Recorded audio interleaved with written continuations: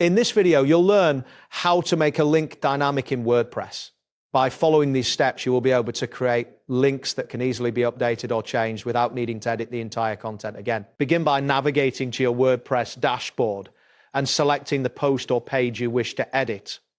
To do this, locate the menu on the left side of the screen and click on Posts or Pages. After that, find the specific item you want to modify from the list presented and click on its title to open the editor. Once you are in the editor, highlight the text that you want to turn into a link.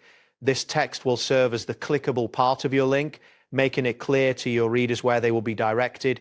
Ensure that you select the entire phrase or word you want to link. Next, look for the link icon in the toolbar, which is typically represented by a chain link symbol. Click on this icon to open the link input options.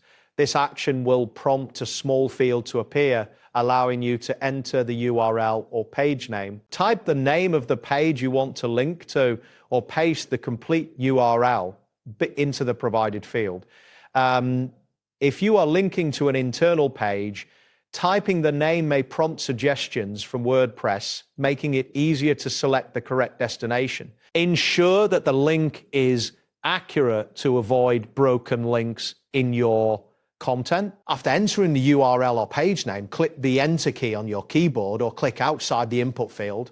This step will create the link, and you should see the text now highlighted in a different color, indicating that it is linked. It is advisable to verify that the link functions correctly by clicking on it in the preview mode. Keep in mind that if your post or page is large, it may take a moment for changes to save.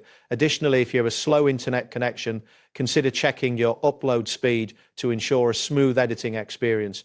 Once you are satisfied with your link, you can proceed to update or publish your post. That wraps up today's guide. Thanks for watching, and catch you in the next tutorial.